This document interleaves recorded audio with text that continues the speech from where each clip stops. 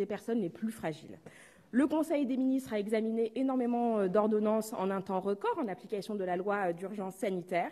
Et nous nous sommes à nouveau réunis ce matin autour du président de la République pour adopter des textes qui permettront de mettre en œuvre des mesures complémentaires de court terme, telles qu'annoncées par le président de la République lors de son dernière allocution. Je vais donc céder d'ores et déjà la parole au Premier ministre pour vous faire une présentation globale des décisions qui ont été adoptées ce matin en Conseil des ministres. Puis Bruno Le Maire, Gérald Darmanin et Olivier Véran présenteront de manière détaillée ces différentes mesures. Monsieur le Premier ministre.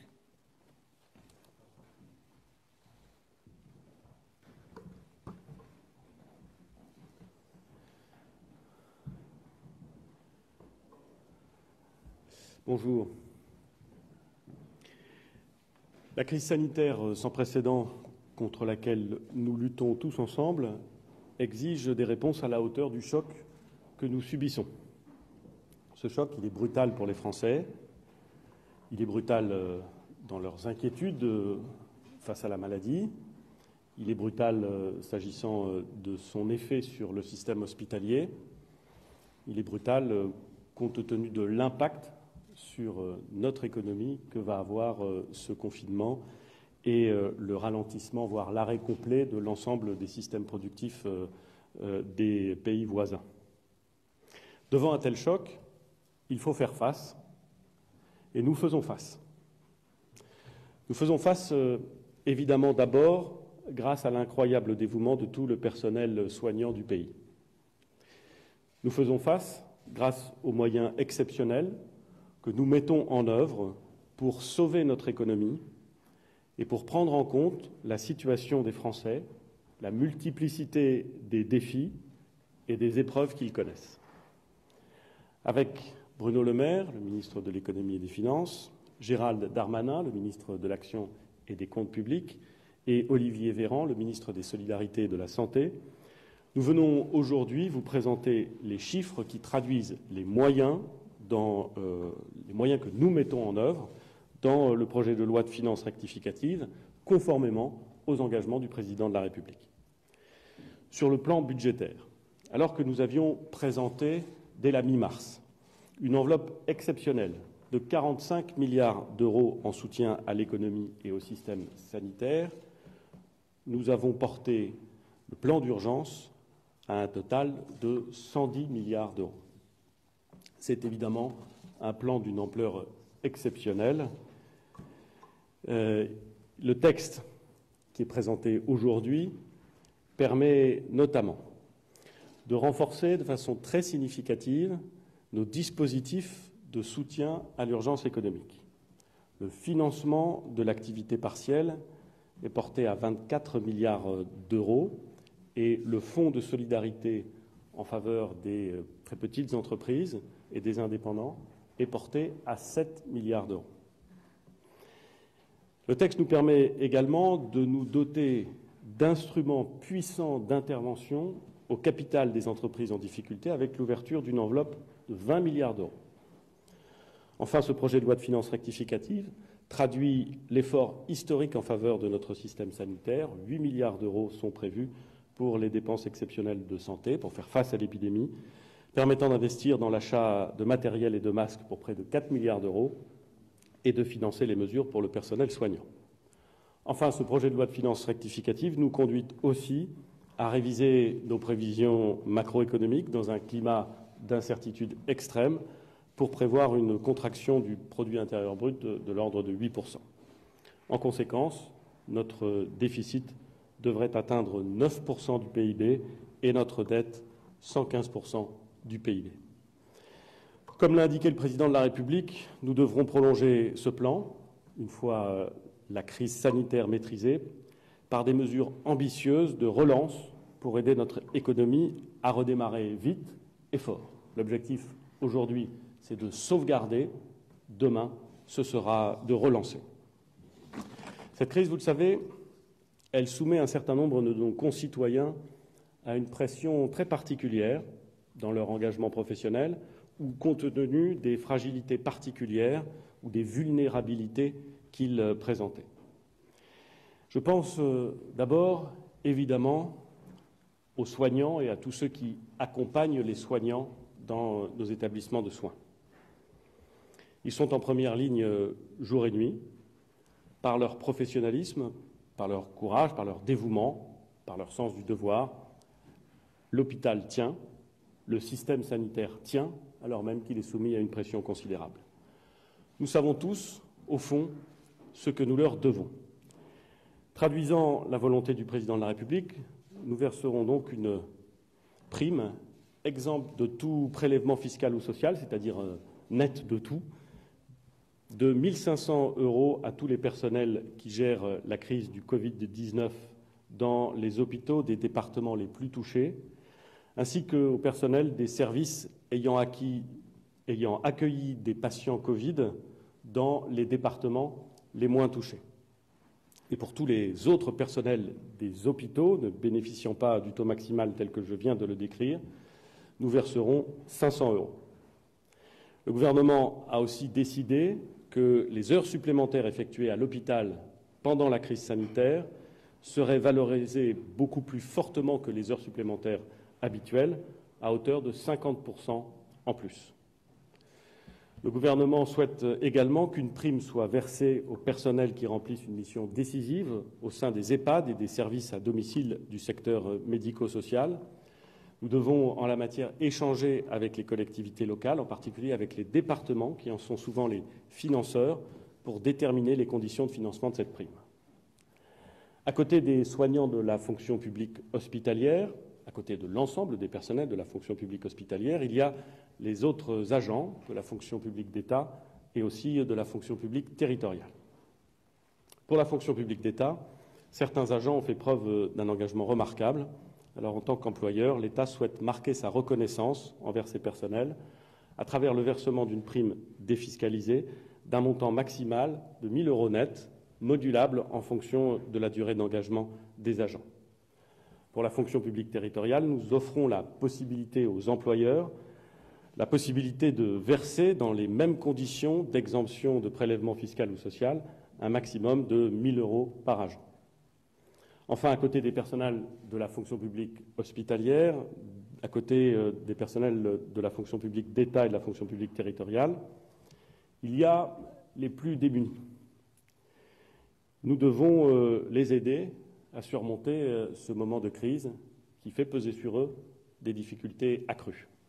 C'est le sens de l'aide exceptionnelle de solidarité voulue par le Président de la République. Depuis le début du confinement, les familles doivent faire face à des charges supplémentaires qui sont souvent de nouveaux poids financiers pour les plus fragiles. Comme les crèches et les cantines ont fermé, elles doivent faire face à des dépenses supplémentaires pour les repas, leurs dépenses énergétiques augmentent, des nouvelles charges, des charges de trop qui peuvent les installer dans des situations dramatiques. Nous avons également entendu l'appel des associations de lutte contre la pauvreté que je voudrais remercier ici pour leur travail quotidien. Aussi avons-nous décidé de verser dès que possible, c'est-à-dire le 15 mai prochain, 150 € par ménage au RSA ou à l'allocation de solidarité spécifique. S'y ajouteront 100 € supplémentaires par enfant. Nous avons également décidé de verser 100 € par enfant pour les ménages qui ne sont pas éligibles au RSA ou à l'allocation de solidarité spécifique, mais qui sont bénéficiaires des allocations pour le logement. Ce sera automatique, sans qu'aucune démarche ne soit nécessaire. Et je précise que les bénéficiaires de l'allocation adulte handicapé qui touchent les aides au logement, ces aides au logement, seront aussi concernés. Au total, ce sont plus de 4 millions de foyers qui seront bénéficiaires de cette aide d'urgence. Toutes ces mesures de soutien et de reconnaissance visent à prendre la mesure du choc unique auquel nous sommes tous ensemble confrontés et auquel nous devons répondre, et à accompagner les Français en ces temps de risques et d'incertitude. Je vais laisser à Bruno Le Maire, à Gérald Darmanin et à Olivier Véran le soin de présenter dans le détail ces mesures, leur calibrage, leur impact. Je vous remercie.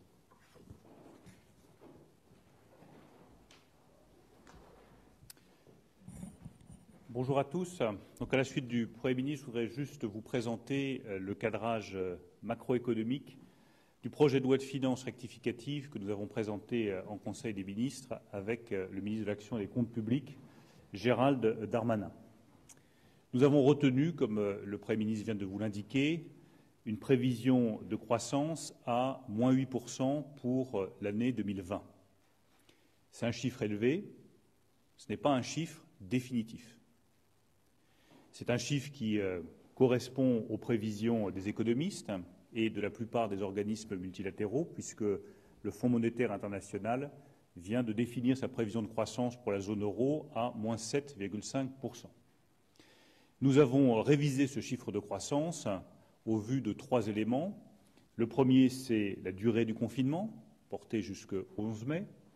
Le deuxième, c'est la progressivité de la reprise économique, que nous observons par exemple en Chine, et qui devrait être progressive aussi dans les pays de la zone euro et notamment en France. Et en troisième lieu, c'est le point le plus important, en raison des fortes incertitudes qui pèsent sur le développement de la crise économique partout dans le monde. Nous ne savons pas quel sera le choc aux États-Unis, qui est un de nos premiers partenaires commerciaux, qui est une source d'inquiétude particulière pour nous. Nous ne savons pas quel sera l'impact sur les pays en développement. Et je veux rappeler notre très grande préoccupation avec le Président de la République sur l'impact de cette crise sanitaire sur l'économie des pays en développement, en particulier chez nos partenaires africains. C'est ce qui nous a amené à prendre un certain nombre de décisions multilatérales ces dernières 24 heures pour soutenir les pays en développement. J'aurai l'occasion d'en reparler un peu plus tard.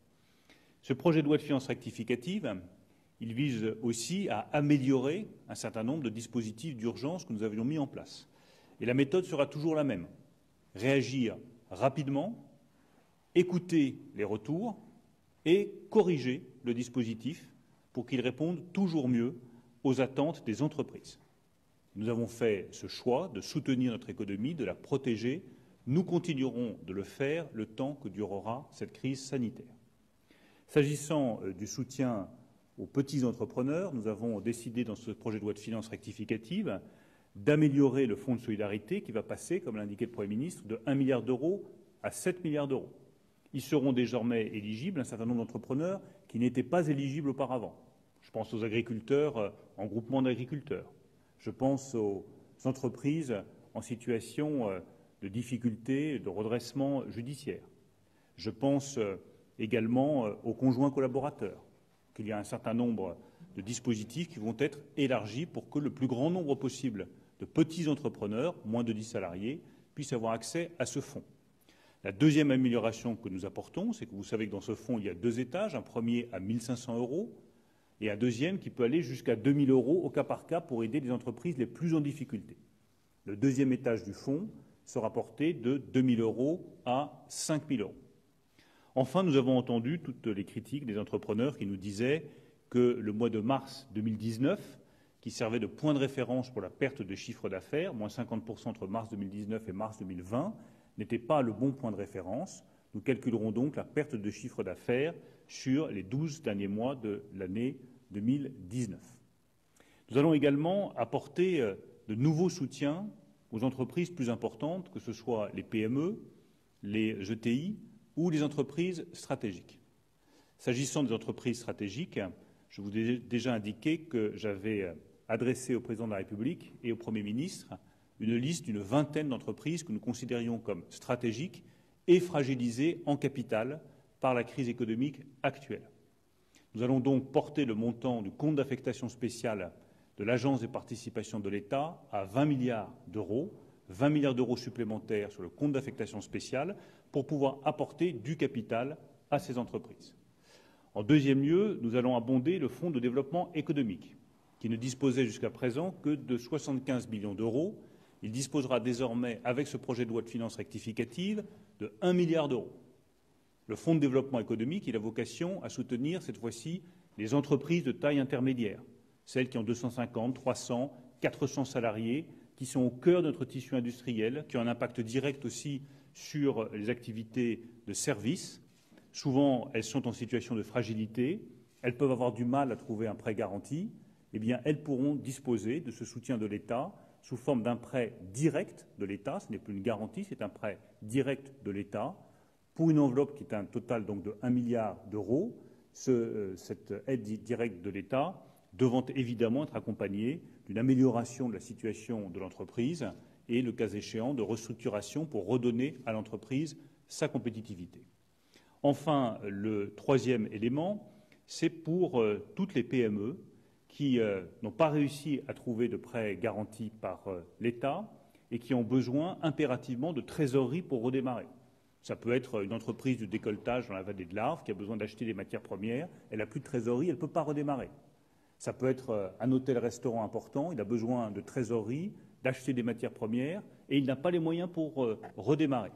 Eh bien, il pourra bénéficier d'une avance remboursable de l'État, puisque nous avons décidé de dégager 500 millions d'euros d'avance remboursable pour les PME, pour les aider à redémarrer.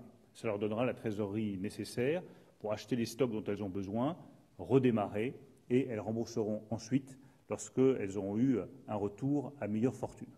Voilà les quelques indications que je voulais vous présenter pour ce projet de loi de finances rectificative que nous allons présenter immédiatement avec Gérald Darmanin à l'Assemblée nationale, ce qui ne nous permettra malheureusement pas de répondre à vos questions. Merci à tous. Bien, bonjour à tous. À la suite du Premier ministre et du ministre de l'Économie et des Finances, donc un projet de loi de finances rectificatif numéro 2 qui porte à 110 milliards tout confondu l'intervention publique pour un plan qui est un plan d'urgence, qui n'est pas un plan de relance. Viendra le moment sans doute plus tard de prendre des modifications budgétaires sur ce plan de relance de l'économie voulu par le Président de la République. Mais dans ce plan d'urgence, il y a effectivement la continuité de ces trésoreries qui sont décalées par les charges, donc notamment sur les charges sociales ou l'impôt sur les sociétés. Évidemment, cela continuera le temps du confinement décidé par le gouvernement. Dans le deuxième point, il y a évidemment des crédits budgétaires qui sont mis, alors d'une part pour recharger, si je peux me permettre l'expression, ce qui avait déjà été mis en place sur le projet de loi de finances rectificatif numéro 1, c'est-à-dire le chômage partiel désormais porté à 24 milliards d'euros et le fonds d'indemnisation, évoqué à l'instant pour les entrepreneurs qui font moins d'1 million d'euros de chiffre d'affaires. On est ce matin à 917 800 entrepreneurs qui ont demandé ce fonds auprès de la Direction générale des finances publiques en 15 jours, donc quasiment 1 million d'indépendants qui l'ont demandé directement au service des impôts. Nous avons également des droits nouveaux, si j'ose dire, c'est les mesures économiques annoncées par le Président de la République. Il s'agit bien sûr du fonds prévu de 20 milliards d'euros auprès de l'Agence des participations de l'État ou du fonds d'avance qu'a évoqué M. le ministre de l'Économie et des Finances. Il s'agit également de mettre 2,5 milliards d'euros de dépenses que nous pourrions appeler accidentelles ou imprévues. Nous demandons au Parlement l'autorisation d'avoir cette poche un peu exceptionnelle vu la configuration économique de notre pays. Notamment, cette poche prévoira le paiement de la prime précarité qu'a évoqué le Premier ministre tout à l'heure pour une hauteur à peu près de 900 millions d'euros.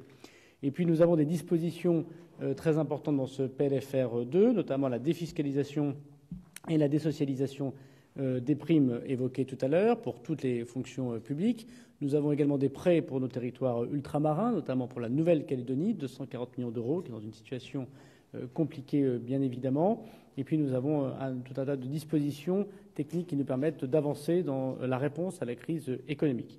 Par ailleurs, nous avons prévu 8 milliards d'euros à la main, si j'ose dire, du ministre de la Santé et des Solidarités et au ministre des Comptes pour pouvoir faire face au budget de la sécurité sociale, qui est un budget à part, pour pouvoir faire face aux dépenses imprévues et aux difficultés fortes qu'a le système évidemment de santé pour acheminer soit de la marchandise ou pour effectivement revaloriser le personnel soignant. Monsieur le ministre en dira, j'imagine, quelques mots dans quelques instants.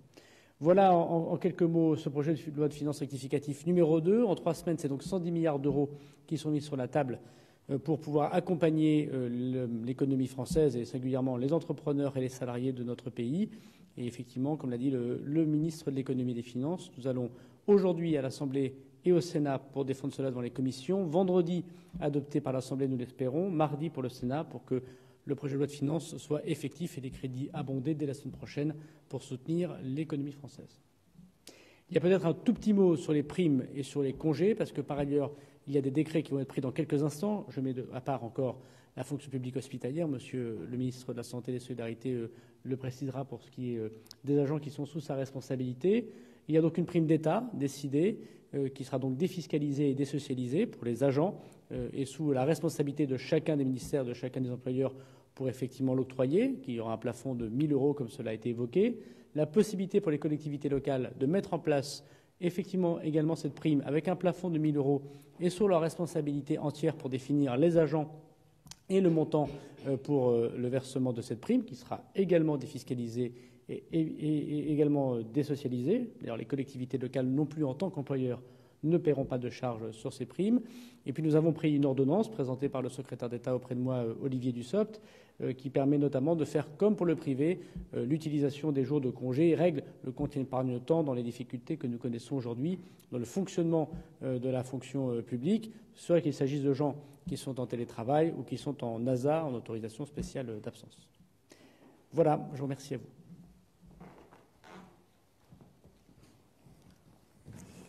Bonjour à tous. En complément de ce que vient de dire le ministre du Budget, 8 milliards de plus sur les dépenses de santé. Si je devais faire un équivalent en objectif national de dépenses d'assurance maladie, le fameux indicateur ONDAM, ça positionnerait cet ONDAM à plus de 7%. Cette année, plus de 7%, il faut remonter très loin dans les archives pour trouver des niveaux de dépenses pareils, et c'est tout à fait normal, compte tenu des achats de matériel, compte tenu du coût du fonctionnement de notre hôpital et de la médecine de ville dans la période, des engagements très forts du gouvernement visant à compenser les pertes d'activité dans le secteur public et dans le secteur privé, et les mesures d'accompagnement des professionnels de santé. J'y viens tout de suite. Le Premier ministre l'a dit, la mobilisation de l'ensemble des soignants dans notre parc hospitalier, au sens large du terme, depuis plusieurs semaines. Cette mobilisation est exemplaire. Elle permet de sauver des vies chaque jour. Vous le savez, nous avons atteint un plateau dans l'épidémie de coronavirus qui sévit dans notre pays et qui sévit dans le monde. Un plateau qui s'accompagne encore d'un niveau de saturation élevé de nos hôpitaux. Plus de 32 000 malades hospitalisés dans nos hôpitaux aujourd'hui et encore plus de 6 500 patients admis en réanimation. Cet effort extraordinaire, cette dynamique d'innovation qui a permis d'augmenter le nombre de lits de réanimation, qui a permis d'accueillir les patients dans des filières adaptées à l'hôpital et notamment aux urgences. Cet effort collectif doit être récompensé. Le président de la République s'y était engagé à Mulhouse le 23 mars dernier en parlant de deux façons de procéder. Des façons à court terme, à savoir une majoration des heures supplémentaires effectuées, et elles sont nombreuses, par les soignants dans nos hôpitaux, et puis une prime exceptionnelle. Et dans un deuxième temps, il avait parlé d'un grand mouvement de revalorisation dans l'hôpital et d'investissement pour la santé. C'est donc ce premier volet qui vous a été présenté par le Premier ministre. J'y reviens très brièvement. Dans tous les départements dans lesquels l'épidémie a été intense, une trentaine de départements à date dans notre pays, l'ensemble des soignants, tout corps de métier, les internes inclus, les agents administratifs inclus évidemment, percevront une prime sans impôt, sans charge, sans taxe, équivalente à 1 500 € qui leur sera versée dès le mois de mai. S'ajoute à cette prime une majoration équivalente à 50% des heures supplémentaires. À nouveau, une majoration sans fiscalité, sans charge, sans taxe, sans impôt. En moyenne, c'est plus de 600 € rien que pour la majoration des heures supplémentaires. C'est-à-dire que quand vous additionnez les deux, vous avez en moyenne plus de 2 000 €. Évidemment, les heures supplémentaires, ça dépendra du nombre d'heures que chaque agent aura effectué, mais ça vous donne une idée de la moyenne de plus de 2 000 € pour tous les agents de l'hôpital qui auront exercé en zone de circulation active du virus, mais également pour tous les agents de l'hôpital, tous métiers confondus, qui auront exercé dans des services appelés services Covid+, qui sont des services qui ont été amenés à prendre en charge des malades du coronavirus en dehors des zones de forte activité épidémique. Il y a plus de 108 établissements qui sont ainsi concernés s'agissant de cette catégorie d'hôpitaux. Et puis, pour tous les autres qui ont eu à s'adapter, qui ont eu à se préparer, eh bien, il y a une prime qui est versée, à nouveau sans impôt, sans charge, sans taxe, 500 € qui leur sera versée au mois de mai, et également pour eux, une majoration à 50% des heures supplémentaires, à nouveau sans fiscalité rajoutée. Et on est également en moyenne à 600 € pour la majoration d'heures supplémentaires, c'est-à-dire que chaque agent concerné percevra l'équivalent de plus de 1 000 € en moyenne de revalorisation pour tout ce qui aura été réalisé. Au total, c'est un coût pour l'État de plus d'1,3 milliard d'euros, un coût qui sera amplifié, et c'est tout à fait normal, et le Premier ministre l'a également évoqué, par la prime qui sera très rapidement discutée, puis attribuée dans tout le secteur du médico-social et notamment les EHPAD. Vous savez que dans les EHPAD, ce sont des efforts de réorganisation, d'adaptation, de prévention, avec des mesures d'isolement collectif ou individuel. Et le maintien en poste dans des conditions parfois difficiles des soignants, il est tout à fait normal qu'ils puissent bénéficier d'une reconnaissance, et ce sera le cas très prochainement à l'issue d'une négociation. Le deuxième volet, le Premier ministre l'a également évoqué, c'est cette aide exceptionnelle de solidarité qui sera versée à 4 millions de ménages, des familles précaires, des travailleurs pauvres, qui ont vu d'une part leurs dépenses du quotidien augmenter. C'est aller faire ses courses à la supérette de la rue, ça coûte plus cher que quand on peut aller dans des centres commerciaux qui parfois proposent des tarifs inférieurs. C'est la fermeture des cantines qui proposent des tarifs sociaux qui font que ça coûte moins cher de nourrir ses enfants à la cantine que de les nourrir à la maison.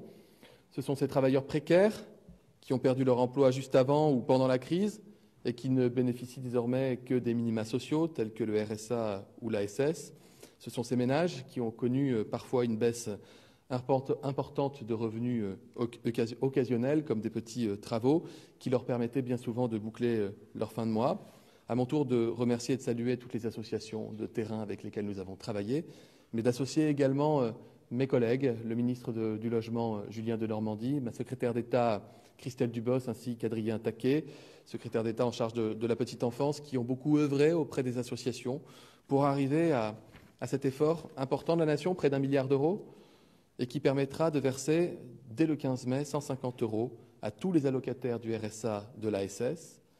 C'est l'aide versée aux demandeurs d'emploi en fin de droit, et une somme de 100 euros par enfant également versée à tous les bénéficiaires du RSA, de l'ASS et des aides au logement. Je répète, 4 millions de ménages percevront cette aide exceptionnelle de solidarité, et je tenais à nouveau à le souligner. Enfin, le Conseil des ministres a été l'occasion de présenter une ordonnance portant dispositions générales que je ne vais pas détailler ici, simplement vous dire qu'il y ait lieu de l'allègement d'un certain nombre de charges administratives pour les établissements de santé qui ont beaucoup à faire et qui vont voir un certain nombre de contraintes administratives être au moins temporairement levées.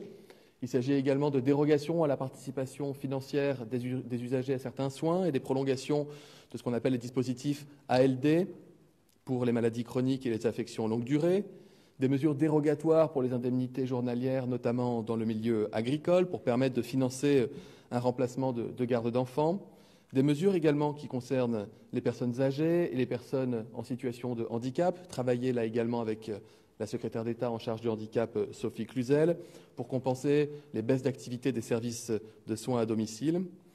Des mesures relatives à l'outre-mer, avec la prolongation des droits aux revenus de solidarité, le RSO, et puis d'autres mesures relatives au décalage de réformes et procédures. Je pense notamment à toutes les procédures qui concernent les médecins diplômés hors Union européenne. Et pour compléter, la ministre du Travail avait également 2 liens avec cette ordonnance générale. Une mesure portant adaptation de l'activité partielle qui est étendue aux cadres dirigeants, aux salariés portés, aux entreprises de travail temporaire. Et puis une mesure, enfin, adaptant l'apprentissage et la formation, permettant de déroger aux âges et aux durées de formation maximum pour l'apprentissage et la formation. Je vous remercie. Je ne sais pas si je prends quelques questions, Sibeth, si vous avez des questions. Oui, bonjour, Monsieur le Ministre. Mathieu Coach, BFM TV. Je serai le porte-parole de mes consoeurs et confrères. Première question d'Olivier Faye du Monde. Jean-François Delfessier a évoqué ce matin devant le Sénat qu'il ne savait pas si le fait d'avoir des anticorps était un élément absolu de protection, ce qui remet en cause l'importance d'effectuer des tests sérologiques. Est-ce la raison pour laquelle le président de la République n'en a pas parlé lors de son allocution? Et sait-on si les personnes qui ont été atteintes du Covid sont ou non immunisées? Si Jean-François Delfessier lui-même, très grand virologue, reconnu dans la profession, fait part de l'incertitude qui est celle de toute la communauté scientifique mondiale par rapport à certaines caractéristiques propres au coronavirus, vous imaginez bien que le ministre des Solidarités et de la Santé, quand bien même serais-je médecin, ne pourra pas vous apporter une réponse plus claire. Oui, il y a des choses que nous ne savons pas par rapport à ce virus. Il faut savoir, pour que chacun comprenne, que lorsque vous êtes infecté par un virus, comme par exemple la grippe, votre système immunitaire ne reconnaît pas au début ce virus, laisse rentrer le virus qui se multiplie dans les cellules, provoque des symptômes, une maladie, puis votre système immunitaire apprend à combattre contre le virus se développe, se multiplie et finalement expulse le virus, détruit les cellules infectées, expulse le virus, permettant à la personne de guérir. Il reste de ce combat acharné du système immunitaire contre un agent infectieux ce qu'on appelle une mémoire immunitaire, qui est portée par la présence d'anticorps, des immunoglobulines. Je ne rentre pas dans les détails, mais sachez que cette mémoire, elle fait en sorte que si le virus tape à nouveau à la porte quelques jours ou quelques semaines plus tard, cette fois-ci, le système immunitaire a appris, il ne se laisse pas avoir, il ne laisse pas rentrer le virus et il combat le risque d'une deuxième infection. Pour cet agent infectieux, comme pour d'autres, quand ils émergent dans la nature et qui n'étaient pas jusqu'ici connus, se pose la question de savoir quelle est la qualité de l'immunité, de cette mémoire de votre système immunitaire lorsque vous avez été infecté. Plusieurs questions. D'abord, est-ce que vous développez à chaque fois des anticorps ou est-ce que vous ne développez des anticorps qu'en cas de forme grave? Deuxièmement, combien de temps après l'apparition du virus vont apparaître ces anticorps? C'est important puisque quand on fait une sérologie, un test sérologique, c'est la recherche de la présence de ces anticorps dans votre sang. Mais si vous faites une sérologie trop tôt, admettons que les anticorps n'apparaissent qu'au bout de 3 ou 4 semaines, je ne sais pas si c'est le cas, mais c'est une hypothèse. Si vous faites une sérologie tout de suite, vous n'allez pas trouver les anticorps, mais ça ne dira rien de votre mémoire immunitaire qui peut en réalité se développer progressivement. Et enfin, l'autre question, c'est si vous avez une mémoire immunitaire, est-ce que c'est une bonne mémoire, durable, efficace, ou est-ce que c'est une mémoire fragile, fugace et temporaire? Autant d'hypothèses, autant de questions qui sont partagées par la communauté scientifique, et Jean-François Delfraissy a raison de l'aborder, autant de questions qui se posent à nous, responsables politiques, pas qu'en France, dans le monde entier, et quand nous disons que nous devons être modestes et faire preuve d'humilité face à ce virus et à la façon de s'y opposer, c'est l'illustration parfaite des questions qui se posent encore à nous. Nous aurons la réponse à cette question, mais nous n'aurons la réponse qu'à force d'observation, que lorsque suffisamment de temps sera passé pour que nous puissions déterminer chez des gens qui ont été malades il y a longtemps s'ils ont conservé une mémoire immunitaire et s'ils l'ont conservée à tous les coups et si elle est efficace. Et pourquoi le président a-t-il dit qu'il ne fallait pas tester toute la population, que ça n'aurait aucun sens? Parce que là, vous parlez d'autre chose. Vous parlez d'autre chose. Il y a 2 tests. Ce test sérologique, pour aller chercher les anticorps, c'est celui dont je viens de vous parler. Et il y a ce qu'on appelle les tests. Alors, on peut les appeler tests antigéniques, en tout cas des tests viraux, si vous préférez, ceux que l'on réalise par des prélèvements, ce qu'on appelle un écouvillonnage au niveau du nez et de la gorge, qui là ne va pas chercher des anticorps. Ils sont présents dans le sang, vous ne les trouvez pas de cette manière-là. Il va chercher la trace du virus. Et donc, le test par PCR, le test dont parlait le président de la République, c'est un test qui ne permet de savoir que si vous êtes malade et porteur du virus au moment où vous faites ce test. Si vous avez été malade la semaine dernière et que vous êtes guéri, vous avez peut-être des anticorps. Dans ce cas-là, c'est un test sérologique qui permettra, avec toutes les limites que j'ai exposées, de le chercher. Mais si vous avez été malade la semaine dernière et que vous êtes guéri, on peut vous faire un écouvillonnage dans le nez, on ne trouvera pas de virus. À l'inverse, si vous devez être malade demain, ce que je ne vous souhaite pas évidemment, on peut vous prélever aujourd'hui. Vous n'avez pas de symptômes, vous n'avez pas été personne contact d'une personne malade, mais vous dites, moi je veux que tout le monde soit testé. Très bien, on vous fait un prélèvement aujourd'hui, il est négatif. Demain, vous tombez malade. On refait un test. Donc c'est toute la différence. Et c'est important que les Français comprennent cela. Tester tout le monde sans symptômes, c'est en fait partir à la pêche à des informations extrêmement évolutives et très peu informatives. Pour bien comprendre, il faudra des tests de sérologie sur toute la population. Pas forcément sur toute la population, pour les raisons que vous avez évoquées vous-même et qui ont été évoquées par le professeur Jean-François Delfraissy. Est-ce que c'est utile? Est-ce que c'est utile? Est-ce que c'est efficace? Ce que je peux vous dire, c'est que nous mettons tout en œuvre pour disposer en quantité à la fois des tests PCR et à la fois des tests sérologiques. Pardon, c'est une réponse longue, mais je crois que c'est une question importante et je vous remercie de l'avoir posée. Ça permet à nouveau d'éclaircir les choses. Alors, une question de Jérémy Trottin d'RMC. Le chef de l'État a indiqué lundi soir que les personnes âgées et les personnes à risque devront rester confinées au-delà du 11 mai. Alors, est-ce que ce confinement sera obligatoire? Comment sera-t-il appliqué? La France est-elle sur la même position que la Commission européenne qui préconise un confinement des seniors jusqu'à la fin de l'année? Et puis le professeur Delfraissy a dit ce matin aussi qu'il y avait environ 18 millions de Français à risque. Le gouvernement confirme-t-il ce chiffre? Sur la première partie de votre question, je vais vous faire une réponse qui ne va pas vous plaire, mais elle est sincère. C'est que le président de la République a donné 15 jours au gouvernement et au Premier ministre pour lui faire des propositions en vue de la levée progressive du confinement le 11 mai, si les conditions sont réunies. Je ne vais pas vous répondre aujourd'hui. Nous avons un temps de préparation qui est absolument nécessaire. Le président de la République a raison de faire le distinguo entre une personne qui a très peu de risques de faire une forme grave de la maladie et donc de développer des complications et d'aller en réanimation, et des personnes qui statistiquement ont plus de risques. Des personnes très âgées, déjà très malades, déjà très fragiles. Ces personnes-là, nous devons les protéger. C'est ce que nous faisons avec, par exemple, la grande campagne de dépistage et d'isolement dans les EHPAD. Nous avons toujours, et souvenez-vous, lorsque le confinement a été progressivement installé, il a été d'abord question des personnes qui avaient au-delà d'un certain âge ou qui étaient dans un état de fragilité qui faisait qu'on leur a conseillé, avant même de demander à tous les Français de le faire, de rester chez elles et de se préserver. Nous n'aurons que cette ligne de conduite, c'est-à-dire protéger les plus fragiles vis-à-vis du virus. Mais il ne s'agit pas, je vous le dis, d'imposer pour imposer des mesures dont je sais très bien qu'elles sont des contraintes qui peuvent être très lourdes au quotidien et dans la durée.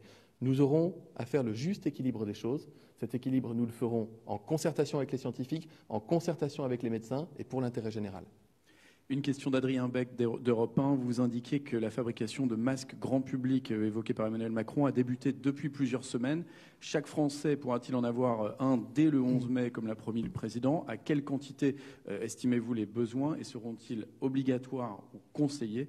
Et enfin, seront-ils gratuits? Vous vous doutez de ce que je vais vous répondre. À nouveau, je comprends parfaitement l'impatience et les interrogations des Français, qui sont nombreuses.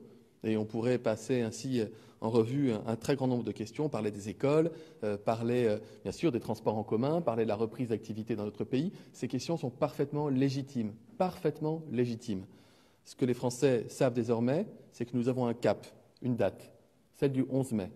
Cette date, c'est celle qui doit nous permettre d'être parfaitement prêts. Et ils ont une deuxième date, c'est la date de dans 15 jours, qui est la date à laquelle nous devons présenter aux Français notre programme de sortie du confinement.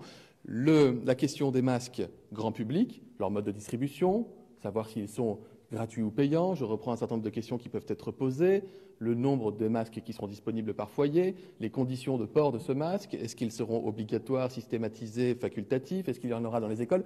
Ces questions-là, si nous ne vous répondons pas aujourd'hui, c'est parce que nous sommes en train d'y travailler d'arrache-pied. Nous sommes les premiers à le faire. Il n'y a pas d'exemple autour de nous de pays qui a développé des masques grand public fabriqués dans des conditions normées, sécurisées, en très grande quantité, disponibles pour la population. Laissez-nous, au-delà de l'attente qui est légitime à nouveau des Français, laissez-nous le temps de planifier, de programmer, d'organiser pour avoir quelque chose de structuré et de définitif. Je vous remercie.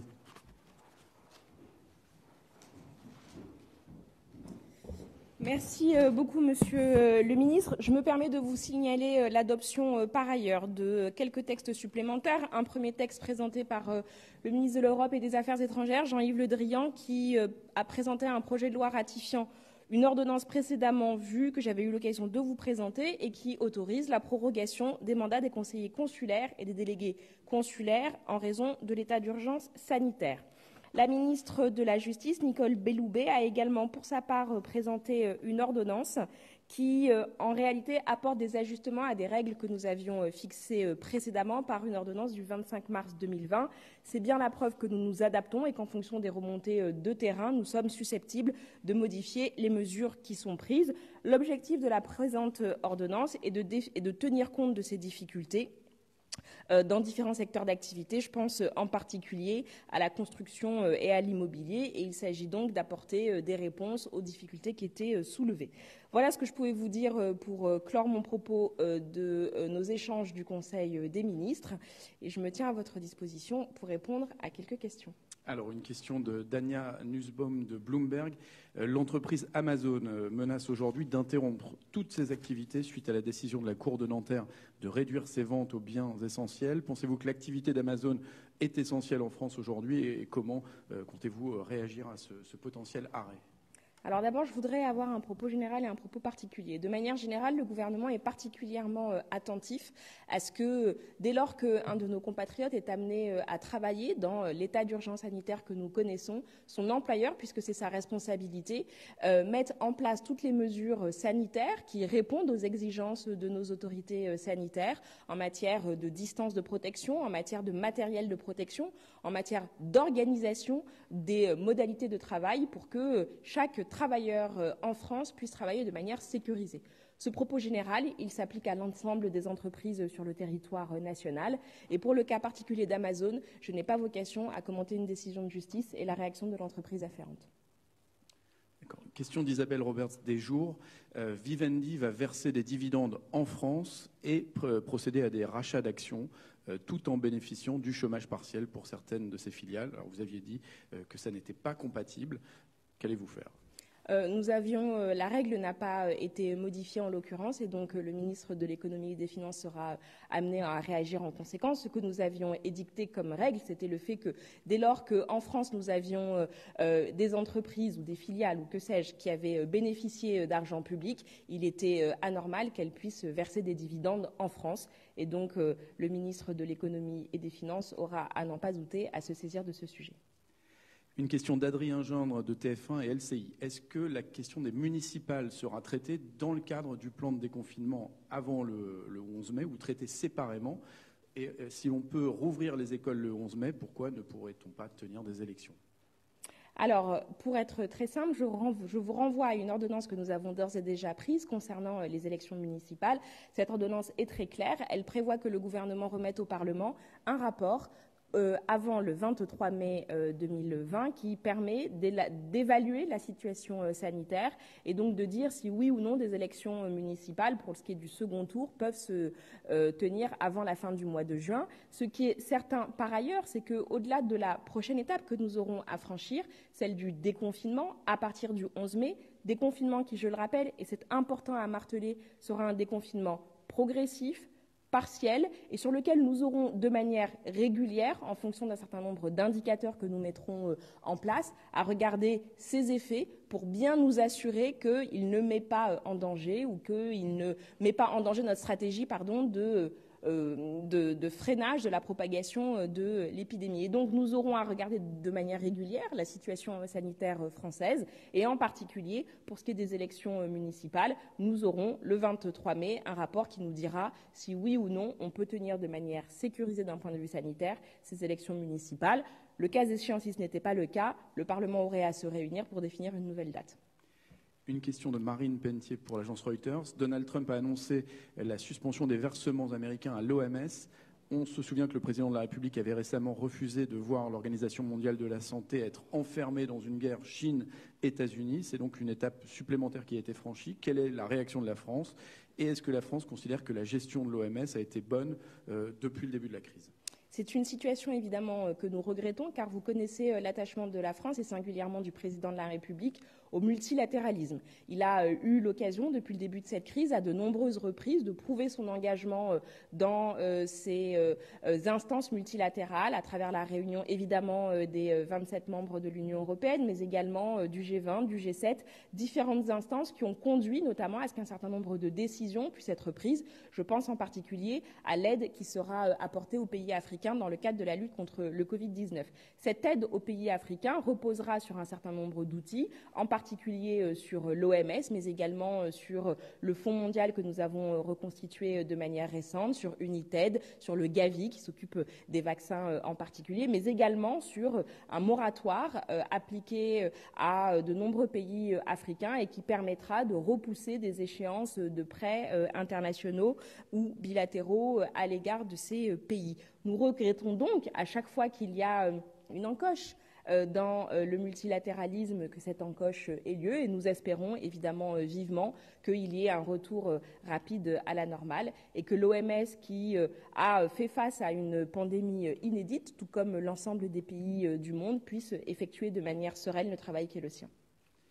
Question de Cédric Pietralunga pour Le Monde. Le Conseil scientifique a-t-il été consulté sur la date de déconfinement et a-t-il approuvé celle du 11 mai ? Un rapport de ce Conseil sur le déconfinement était attendu la semaine dernière. A-t-il été rendu ? Et le Conseil est-il toujours consulté régulièrement par le Président de la République ? Les choses sont très claires. Le conseil scientifique, comme le conseil CARE que nous avons mis en place pour ce qui est des sujets de recherche, sont régulièrement consultés par le gouvernement, sont également consultés de manière régulière des sociétés savantes. Ça peut être l'Académie de médecine, ça peut être l'association des virologues, les épidémiologistes également.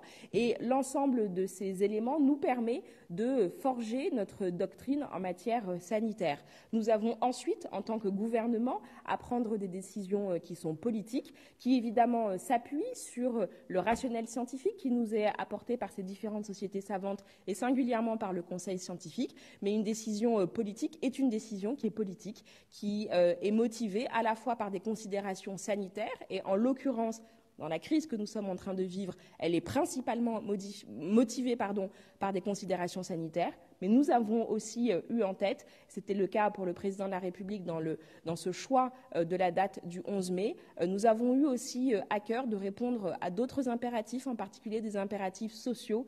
Et c'est la raison pour laquelle nous souhaitons qu'il y ait cette réouverture progressive des établissements scolaires, car nous savons que pour une partie de la population française, une partie de nos enfants, il y a un véritable risque de décrochage scolaire, de décrochage social, car il est évidemment plus simple, quand on est dans une famille relativement aisée, de faire l'école à la maison dans de bonnes conditions que quand on vit dans un quartier défavorisé. C'est aussi avec cette nécessité-là que le gouvernement a pris cette décision politique. Est-ce qu'on peut comprendre que le Conseil scientifique n'avait pas recommandé ou approuvé cette date du 11 mai, mais plutôt une autre date? Le Conseil scientifique aura l'occasion de publier son avis, donc ça n'est pas à moi de préempter ce qu'est cet avis, et donc je vous renvoie à la publication qui aura lieu. D'accord. Une autre question sur... Vous aviez transmis, oui, c'était une question qui s'adressait plutôt à Bruno Le Maire, mais à laquelle vous pourrez certainement répondre. Il avait été transmis au président de la République une liste de grandes entreprises à sauver, quoi qu'il en coûte.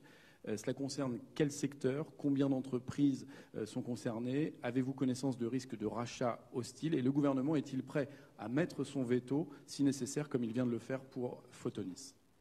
Alors, vous le savez, en matière d'opération de marché, il est de bon ton de ne ni citer d'entreprise, a fortiori compte tenu des entreprises qui pourraient être éventuellement concernées. Je pense que j'éviterai également de citer des secteurs, car cela pourrait perturber les marchés. Ce qu'il est important de retenir, au fond, c'est que notre pays est prêt à faire face à des opérations inamicales qui pourraient déstabiliser des entreprises sur le sol national. Nous avons d'ores et déjà, dans le compte spécial d'exploitation de l'État, qui au fond relève de l'Agence des participations de l'État et qui s'occupe des participation des actions de l'État dans les entreprises. Nous avons d'ores et déjà mis de côté, si j'ose dire, 20 milliards d'euros qui nous permettront, le cas échéant, de monter au capital d'entreprise lorsque nous le jugerons nécessaire afin de les protéger. Comme Air France KLM?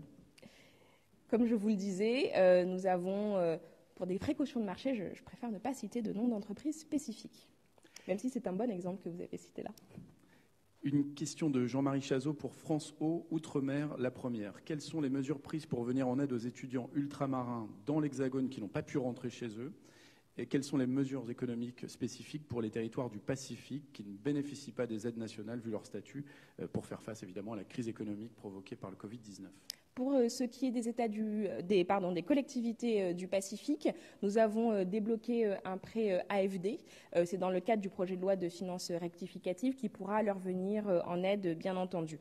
Pour ce qui est des étudiants ultramarins, la ministre des Outre-mer a eu l'occasion de faire un point de manière récente sur ce sujet-là. Nous savons que nous avons, je crois, si le chiffre est bon dans ma tête, 20 000 étudiants qui seraient concernés, à qui on a demandé un effort particulier parce qu'on leur a demandé de ne pas retourner chez leurs parents au début du confinement pour éviter la propagation justement de l'épidémie et du coronavirus. C'est un effort qui est difficile parce qu'ils se sont retrouvés parfois seuls dans de petits appartements avec un certain nombre d'aides collectives habituellement apportées qui n'étaient plus là. Je pense par exemple à la restauration universitaire.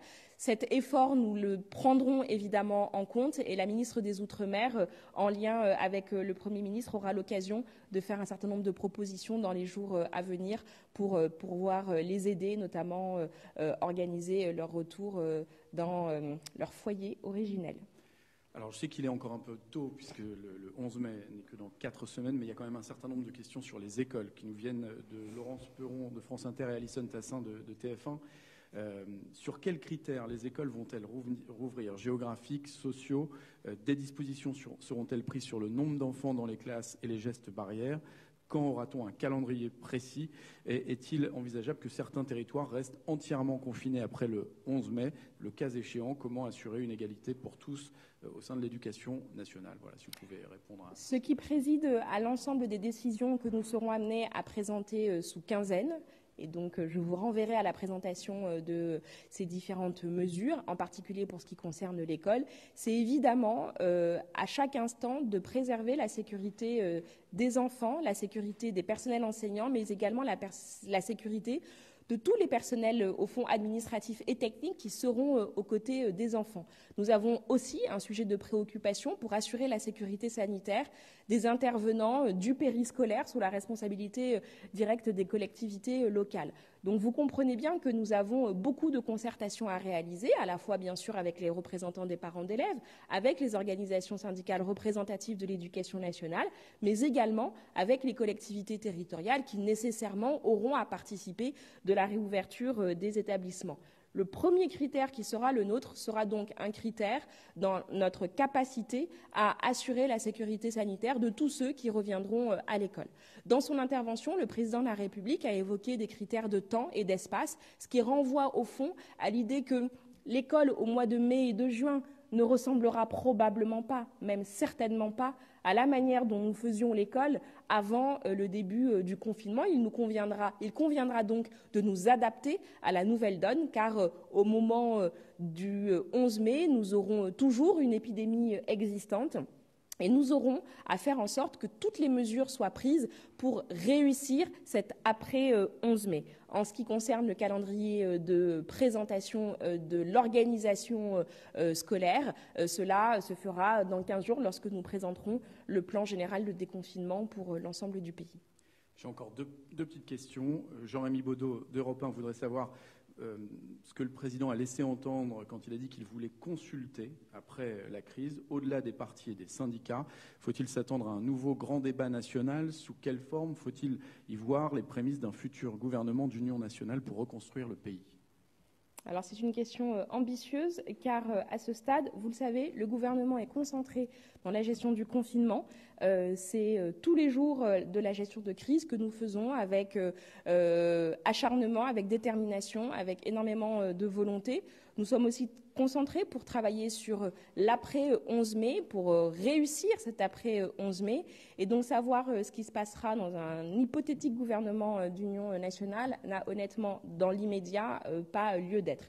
Le président de la République, dans son intervention, a indiqué qu'il souhaitait consulter les différentes composantes de la nation. Il faut y voir par là, évidemment, les organisations politiques, syndicales, patronales, mais également les ONG, les associations, au fond, que sont les forces vives de la nation.